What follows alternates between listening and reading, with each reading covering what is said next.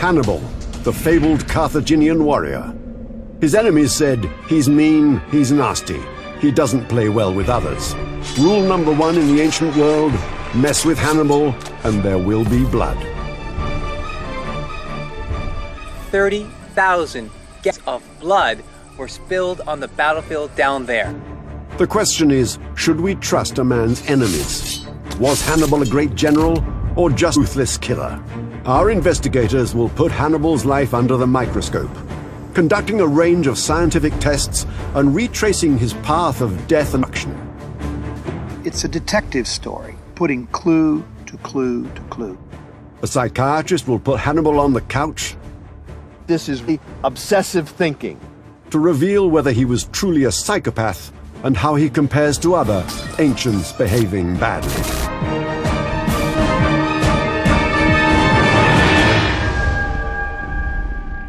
Hannibal has a reputation as the cruelest general in antiquity, with a special streak of venom in his heart for Rome.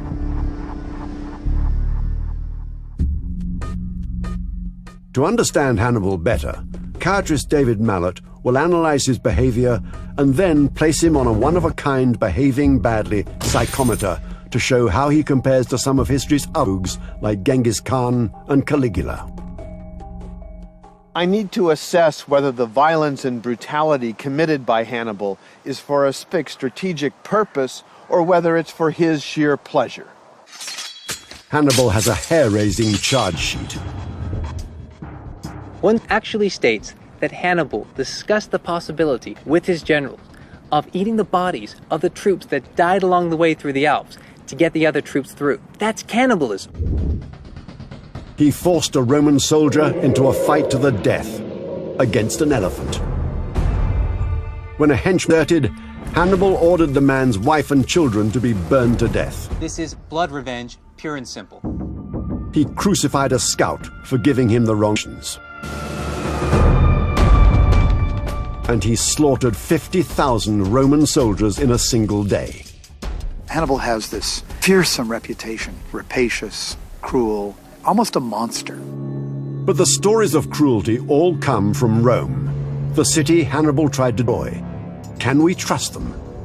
We can't be sure whether or not this is just propaganda, but we can be sure that the Romans would have tried to depict Hannibal as a barbarian. So who was the real Hannibal? The search for answers begins in his childhood.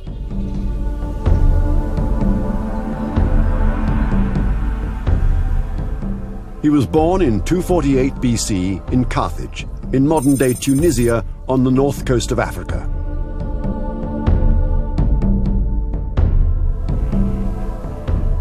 Sifting through the ruins, archaeologists have found evidence of religious rituals which involved the slaughter of animal or possibly even human victims. This site is a fantastically preserved, rare Carthaginian temple, and in a site like this, Hannibal was brought as a child. He's forced to participate in a sacrifice, and his hands are placed in the blood still warm. And in that moment, his father makes him swear an oath and devote the rest of his life to trying to destroy Rome. What happened here shaped Hannibal's psychology for the rest of his life.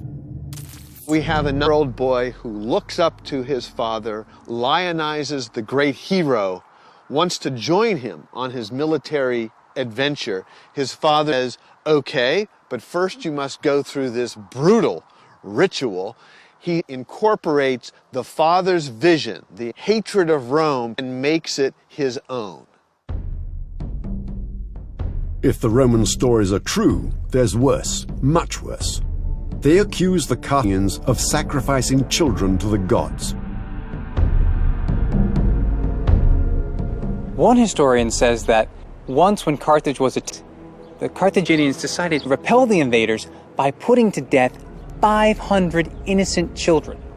Now, normally you could get those children from families or the people from the lower classes, but this time they determined that a much more profound gesture was required. So they were to take the 500 children from 500 of the noblest families of Carthage, and those innocent children were taken before a statue of Baal and burned alive. Historians have assumed this was Roman spin, designed to demonize the Carthaginians. But discoveries in the area of Carthage known as the Tophet have given them second thoughts. This could be the most horrific sight in the ancient world. Inside this cave, beneath these burial stones, archaeologists discovered layer upon layer of charred bone fragments. Their origin was a mystery, until new analytic techniques showed them to be human bones, the bones of young boys. Now, today in the scholarship, there is a debate, and that is this human sacrifice, or is it just a child cemetery? Slaughtering children? Some archaeologists find it unthinkable. Surely it never happened. It's very difficult to determine the cause of death of these individuals because the remains of the people are burned. So you don't have the integrity of the skeleton. And it's not easy to determine this person died from a blow to the head, this person had his neck broken, or something like that. So it renders the whole situation much more difficult. Another expert believes the evidence is simply overwhelming. People have tried to say this isn't really child sacrifice. This is a cemetery of children who died very young. But the problem with it is immediately, if that were true, where are the females? It's a huge majority of males.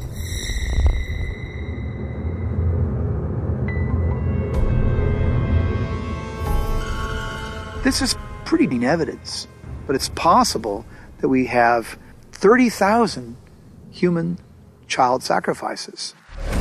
The verdict? The stories could be true. Hannibal had to put his hand on the still breathing sacrifice. He didn't even know if it was an animal or if it was human. That would be an incredibly traumatic and dramatic event, life-changing. What kind of impact could it have had on Hannibal? He's going to toughen up, harden up. He's going to learn that life is cheap. He's like a child soldier. And as he goes forward, he's going to pursue his father's vision.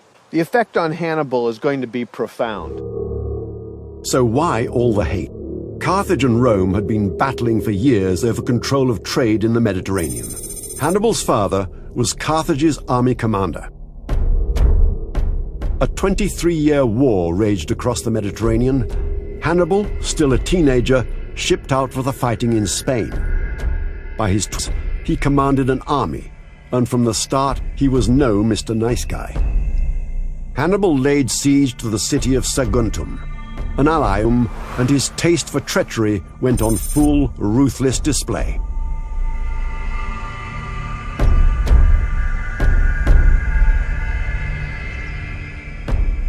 It had been a long and drawn-out siege. Finally, the Saguntines sent their leaders to negotiate with Hannibal, and that's when he saw his chance. Contrary to the rules of war, he sent in his troops to kill every single man inside. People surrender. He says he'll let them go. Then he turns and slaughters them anyways. What kind of man is this? Today, we call that a war crime. Hannibal set a pattern which he'd repeat throughout his life. He'd destroy anyone, but anyone who crossed him.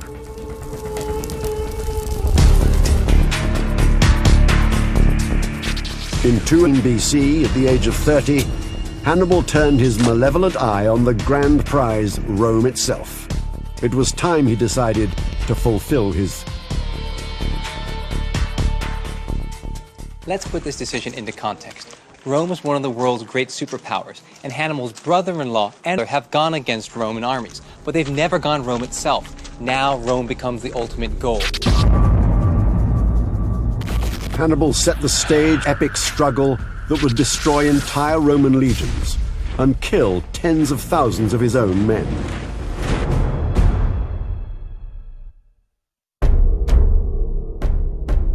Hannibal of Carthage, at 30 years old, was fulfilling the blood oath he swore as a boy to Rome. The shortest way was by sea, straight across the Mediterranean. But there was a problem. For Hannibal, and Rome by sea is no longer an option. Yes, historically, Carthage is a naval superpower, but after the last war fought by Hannibal's father, it's no longer an option. Rome and its navy now dominate the Mediterranean. That would mean a forced march of 1,500 miles lasting 4 months for Hannibal's mercenaries.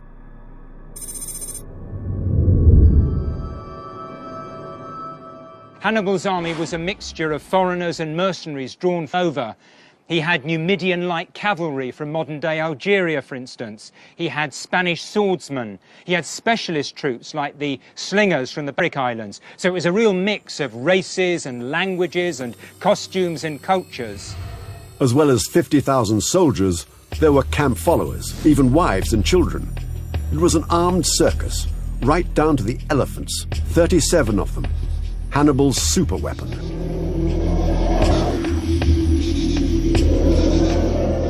The thing with elephants is that if you haven't seen one, they're incredibly terrifying. Once people see them, once they get used, they won't be quite so frightened. So it's a bit of a one-shot weapon anyway. It's a gamble. Taking these lumbering beasts to the battlefield was the most well-known Hannibal ever made. And it could also have been his stupidest. Hannibal's problems started when a Roman army was to intercept him at Massilia, the modern-day Marseille. Hannibal decided he'd attack through the back door, across the Alps. Before he even got that far, the elephants spelled trouble. This is the River Rhone on the northern outskirts of Arles. But of course in Hannibal's time it would have been open country here.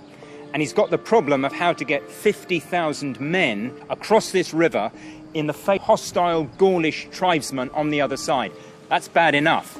But he's also got the problem of how do you get 37 elephants across a river? Hannibal ordered his men to build a huge raft to float the elephants across. They got the elephants on in small groups. But of course, once the rocking started, the elephants panicked and some of them jumped off into the river. Their handlers were swept away and drowned. They say that all of the elephants got across. It must have been complete chaos. And there was worse ahead.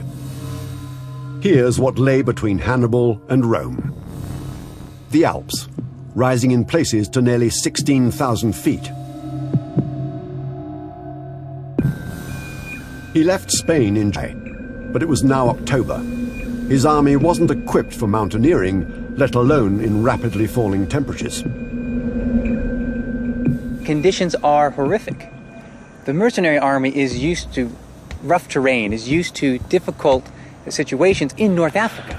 It's a totally different reality from going up in the Alps, 16,000 plus feet, the snow, the cold. It's a new experience, and they are going to be traumatized. To understand how tough it would have been, we need to know what route Hannibal was to take. A team from Stanford University in California hopes to find out.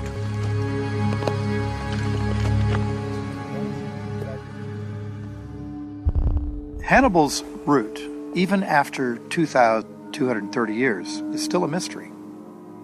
It's enough of a mystery that hundreds of books have been written about it. It's a detective story. You're clue to clue to clue, trying to match them up. They investigate possible sites where Hannibal's army may have camped. They're looking for weapons, the ash from thousands of campfires, any clue that Hannibal passed this way. You note here, we've got some black-colored material in the soil. So far, they've found nothing. So they're turning to the ancient histories for clues instead.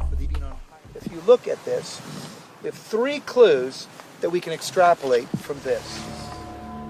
The best source, the Greek Polybius, 70 years after the crossing, gave no place names, but he did mention certain features of the landscape. One is called the Place of the White Rock. Local tribes attacked Hannibal. This place has been a white rock place through history. And notice how it stands out dramatically because it's framed by the dark green forest around it. It fits Polybius' account exactly. Based on this evidence, Hannibal must have headed for a high pass called the Col de Clapier, 8,000 feet above sea level, where temperatures can fall well below freezing.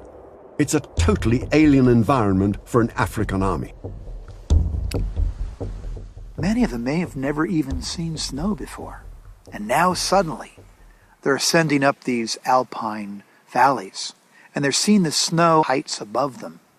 And it's getting closer and closer and colder and colder. In this region, temperatures can fall to -5 degrees centigrade at night.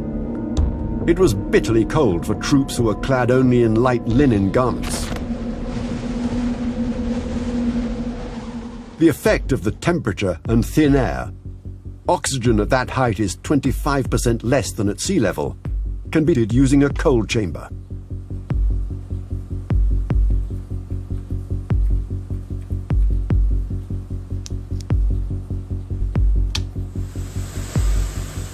We are going to have the chamber at -5 degrees Celsius, which is 23 degrees Fahrenheit.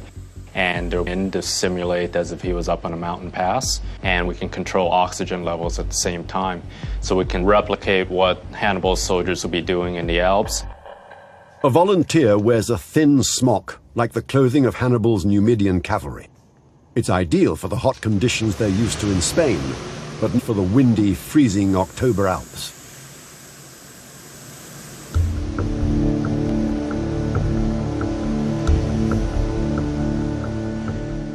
Hannibal's march from sea level to the high pass took 10 days, with the temperature steadily dropping. The volunteers to shiver after just a few minutes. He tries a dexterity test, but already his fingers can't perform the simplest task. He's barely able to do any manual task at all with his hands and fingers right now. We are now at 18 minutes. Can we have you stand up again and do the hand grip test, please?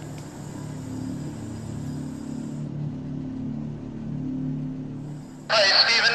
I just did the hand grip test and my results were 29 kilograms. His grip strength has declined by 40%. So how could he fight with a sword or grapple with an enemy? Overall, their ability to use their hands, which are critical in survival, would have dropped quite a bit already. And this was only after 15 to 20 minutes in the cold. Another 10 minutes, and the volunteer is really beginning to. The shivering is exhausting. His brain demands more oxygen to fight the fatigue. The rapid breathing sucks energy from his body. If this was one of Hannibal's men, he would no longer be able to think straight, or even walk straight on the perilous mountain trails. One of the first signs of hypothermia is that you have difficulty focusing. You're really just focusing on putting one foot on the other. You don't really notice peripheral dangers that may happen. If the body temperature is still going to continue dropping, you're running the risk of cardiac arrest. After 32 minutes, the doctor stops the experiment.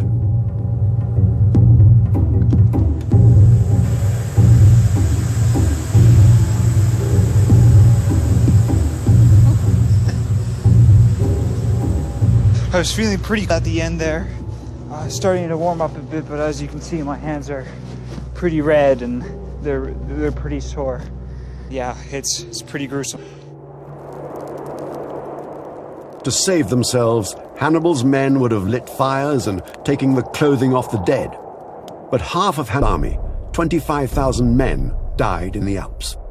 Most of them perished from cold and exhaustion, others from disease.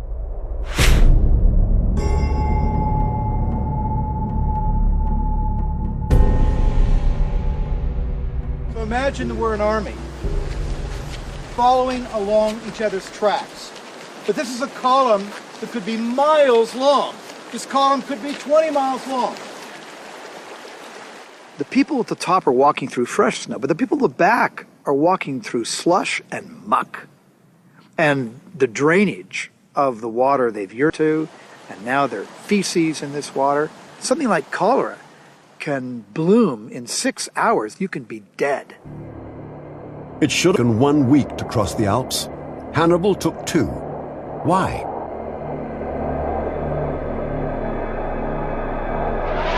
It was down to those elephants. They slowed down the whole army, and they ate 140 kilos of fodder a day. All that food had to be carted Alps. Another commander might have thought, elephants in the Alps? Bad idea. But not Hannibal. Hannibal's confronted with two choices. He hears from his lieutenants, my elephants are dying, my men are dying, just undergone this tremendous ordeal. On the other hand, another piece of me is saying, from my childhood, my father's vision and mine, go conquer Rome. At this point, despite that advice, his vision wins out. And something else could have fueled Hannibal's obsession. He may have put himself in the hands of his god, the fearsome Baal, supreme god of the Carthaginians. Baal's a mountain god. Baal's a storm god. Baal's a god who throws lightning bolts. You hear the rolling thunder in the mountains. We've just been hearing that in the last few minutes as a thunderstorm is moving in. Hannibal could mean something like grace of Baal, favor of Baal.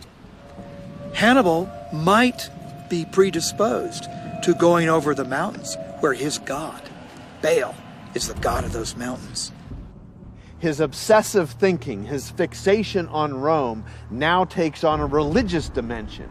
It becomes like a crusade. Hannibal sees the world around him validating this goal to go attack Rome. By the time Hannibal reached this spot, looking down on Italy, he had lost half his army. The Col de Clapier was littered with dead soldiers and the carcasses of elephants. Almost every one of those elephants is dead. The net effect of their use in battle? No. Hannibal's obsession had killed 25,000 of his own men. Clearly, he was behaving badly. But worse, much worse was to come, as he drove his army forward with acts of unspeakable savagery.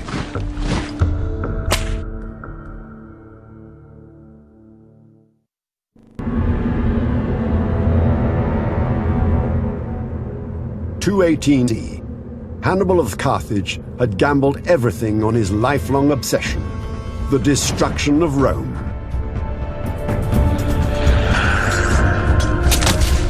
Hannibal has one goal in mind, and because he disregards everything else, you get the idea that this is real obsessive thinking. This fixation about Rome will drive him forward.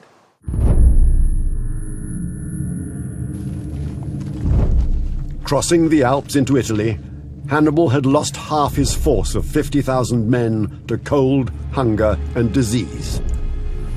The survivors weren't happy. Hannibal needed to show them who was boss, so he rounded up some prisoners and made them fight to the death.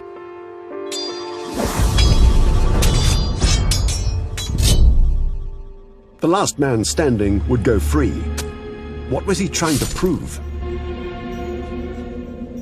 Hannibal demonstrates his view of life to all of his men. Life will be a struggle between life and death. Only the strongest, only the cleverest are going to survive. That's not just Hannibal's view, that's now everybody's view. Hannibal's team talk worked, just like he'd hoped. He defeated the Roman legions sent to stop him at 2 battles in northern Italy. How did he manage it with his own army? The answer? Rome wasn't then the superpower it would become in later centuries. The city was ruled by 2 consuls. Incredibly, they also took it in turns to command the army, a recipe for military disaster. It was purely a political thing. No one had supreme power and to share the job. Alternating day by day, command of the army never lasting more than 24 hours. Ideally, colleagues should cooperate, should both agree on a common plan. But if they didn't, there was nothing to stop one man doing the exact opposite of his colleague when it was his day in charge. Hannibal was to exploit the Romans' weakness for all he was worth. He'd heard that they'd raised a new army in southern Italy, and so he bypassed Rome to seek out the enemy. Along the way, the ancient histories list a catalogue of war crimes.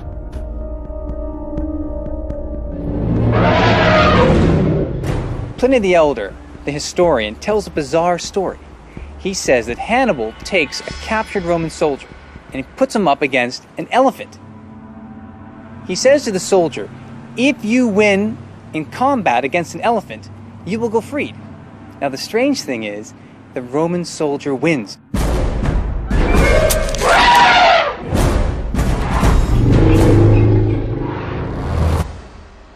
What can Hannibal do? He can't let the story get out. He has the soldier put to death immediately. Hannibal's discipline code was simple and brutal. When one of his supporters deserted, he seized the wife and daughter he left behind. These innocent victims were tortured and then burned alive. The wife, they are innocent, but it doesn't matter. This is blood revenge, pure and simple. Hannibal would have felt absolutely justified in his actions. He's been betrayed, and with guilt comes punishment. Something quite trivial could also get you killed. When Hannibal's scout took a wrong turning, Hannibal exploded with rage and had the man crucified. Why was Hannibal behaving so badly? Mindless violence? Or is there a rational explanation?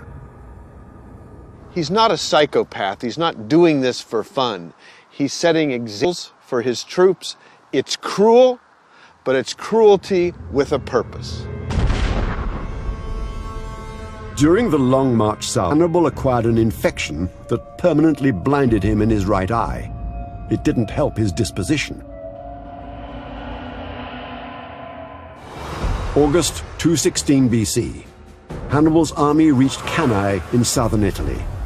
With rebels enlisted along the way, his army was now 50,000 strong.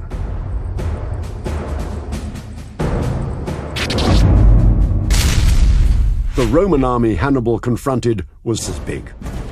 But two part-time generals, Paulus and Varro, are fighting each other instead of working out a strategy to defeat Hannibal. The Roman generals at Cannae certainly weren't very experienced. Paulus had been consul once before. Varro had never held that office, and he'd never commanded an army. They were concerned that the battle should be fought when they were in charge, because if they were in charge on the day, they would get the most credit for victory. By the end of the day, these fields were soaked in Roman blood. It's really hard to get your head around the numbers. Something on the order of 30,000 gallons of blood were spilled on the battlefield down there. Today, even today, it's still called the Campo di Sangue, the field of blood. The Roman generals' inexperience made them easy meat for Hannibal. What he does is, he lines his troops in a crescent shape. His weakest infantry is here. Now that sounds like it's crazy, but Hannibal has a plan.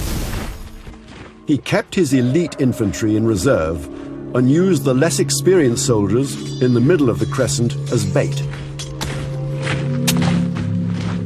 When this crescent collapses, as he knew it would, the Romans rush forward. They think they're winning. The Romans plunged into the center of the Carthaginian army, and Hannibal sprang his trap. That's when Hannibal sends his troops around and totally encircles the Romans. That's when the real slaughter begins. The Romans were so hemmed in, they couldn't fight. 50,000 Romans were slaughtered, a 7% casualty rate.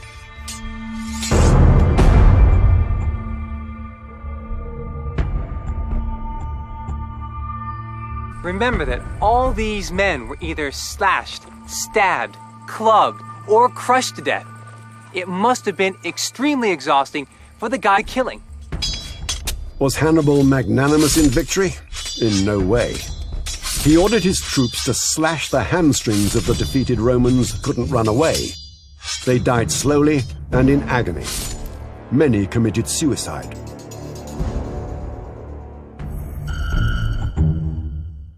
The morning after presented a gruesome scene. The Cannae battlefield was littered with corpses, with their heads buried in shallow holes.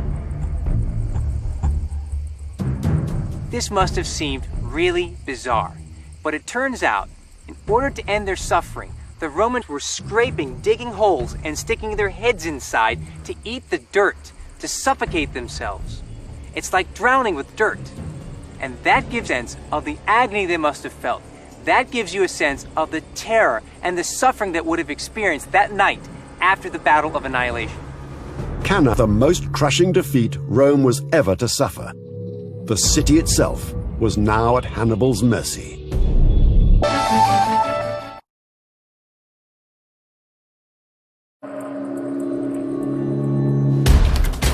216 BC. After 2 years of war, Rome was at Hannibal's mercy. So why didn't he go in for the kill? It's a question that has intrigued historians ever since. It's really hard to know what's going on in the mind of Hannibal. What's he thinking? Now, they say that he didn't attack the walls of Rome because he didn't have siege equipment. But this was a guy that wrote his own rules. This was a guy that took an army and elephants over the Alps. Surely, if Hannibal had wanted to besiege Rome, he could have gotten the siege engines.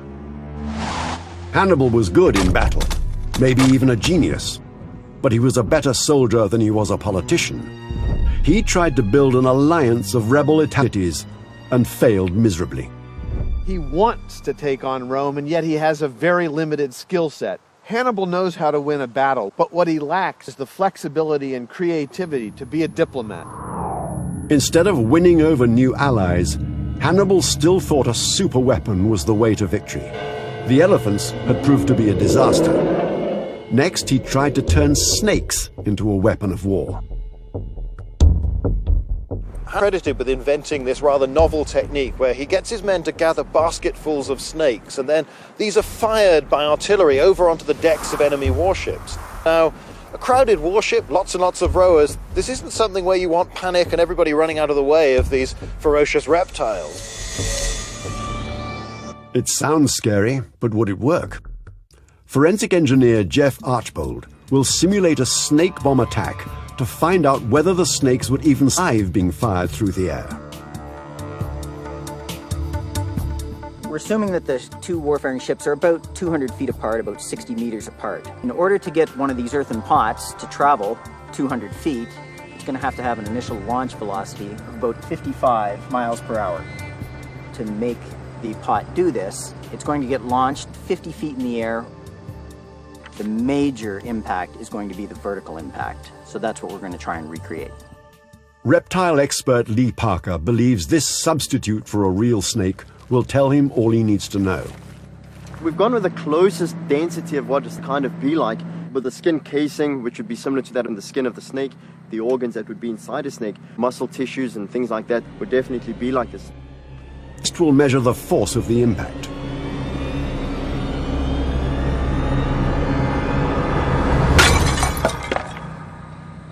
What we've recorded here is a peak impact of a little over 1,100 kilograms. So we're looking at about 130 to 140 G's force. That's the type of thing that would kill a human, but snakes being smaller, they may have survived. The snakes in the base of the pot cushion the impact above, so most of them survive. The feasibility of this is actually quite high. 10 to 20% of the snakes in a pot would have died upon impact, but 80% of the snakes would survive, and would be psychologically quite a shock to have a bunch of snakes land. The weapon works in theory, but was it any use? It might win a few early engagements in a battle. It isn't going to win the battle on its own, and Hannibal doesn't manage success. Hannibal's fixation on a superweapon, whether elephants or snakes, shows his lack of strategic judgment. It's a little bit like the way in which Hitler invested huge resources in developing rocket technology in the Second World War, when almost certainly he'd have been much better off putting resources into conventional weaponry. I think Hannibal had the same problem. He thought the super weapon was the solution to his problem. He'd probably have been better off investing more resources in more infantry, more cavalry, more conventional weaponry. Hannibal's war began as a blitz, but now turned into a long, slow stalemate.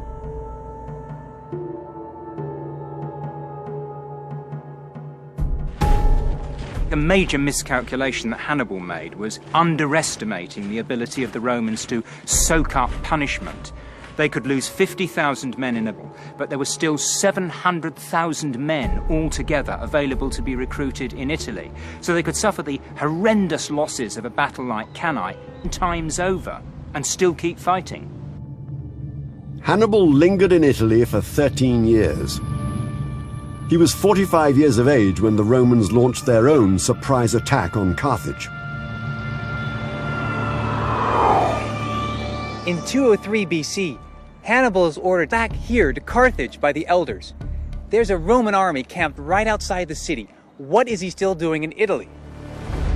The showdown happened here, the plain of Zama in North Africa. Despite his disastrous experience with them in the Alps, Hannibal once again turned to his favorite superweapon, war elephant.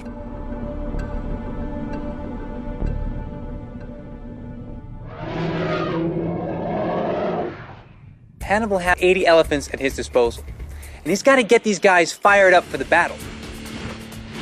So what the ancient sources say he does is he gives them alcohol, also going to antagonize them. He's going to stab them in the ankles. So you've got them both drunk, and you've also got them infuriated. Then all you've got to do at that point is turn on the enemy and let him loose. But the Romans had a simple defense plan. The legions opened up gaps in the ranks, and the great beasts thundered right through.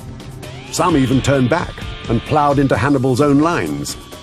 The battle was a crushing defeat for Hannibal.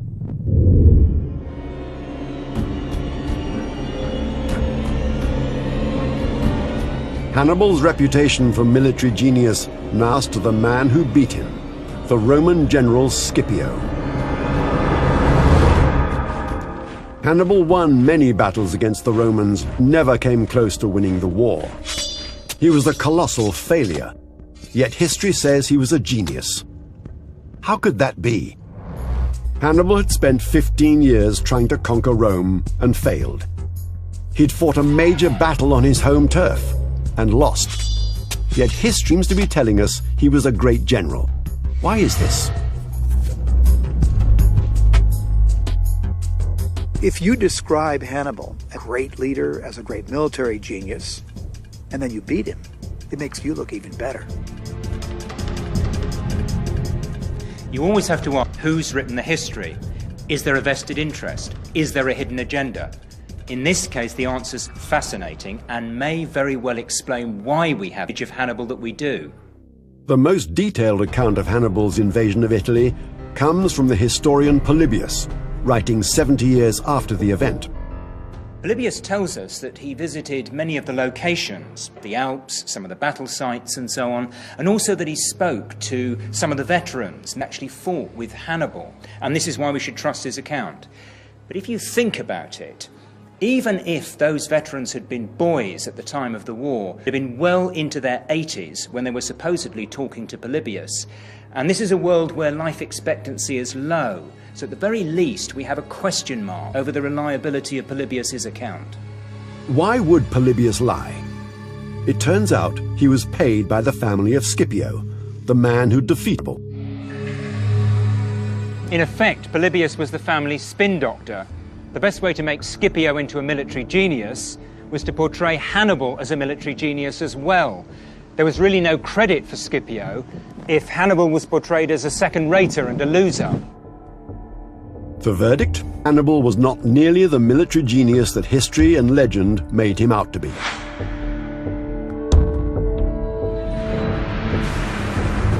Hannibal quit Carthage after the disastrous Battle of Zama, but he was still looking for a fight. He's still got to make a living to survive. So he goes to the eastern Mediterranean, where kingdoms are still independent, and some of them are hostile to Rome.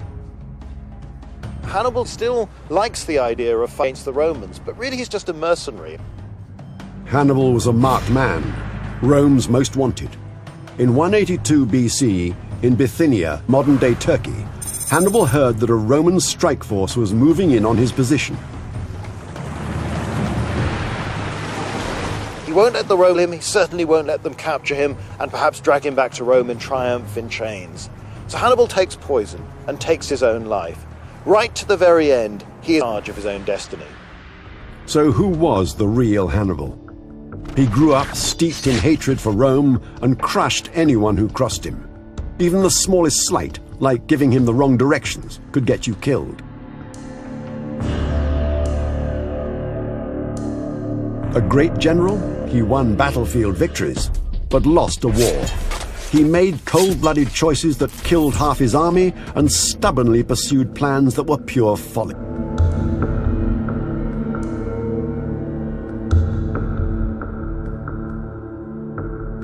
So where does Hannibal fit on the psychological scale of ancients behaving badly?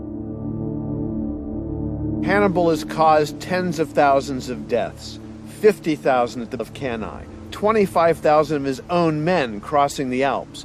But these deaths are goal-directed. They have a purpose.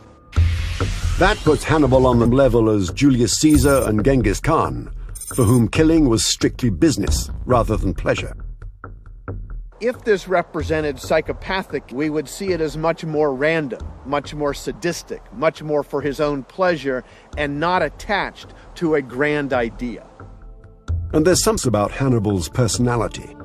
On the Alpine Death March, it was obvious that he'd blundered, but he wouldn't or couldn't quit. Hannibal scores very high on the mental obsessiveness scale. Since he was 9 years old, he has single-mindedly pursued this obsession to destroy Rome, a vision he inherited from his father. It doesn't matter what else is going on in life.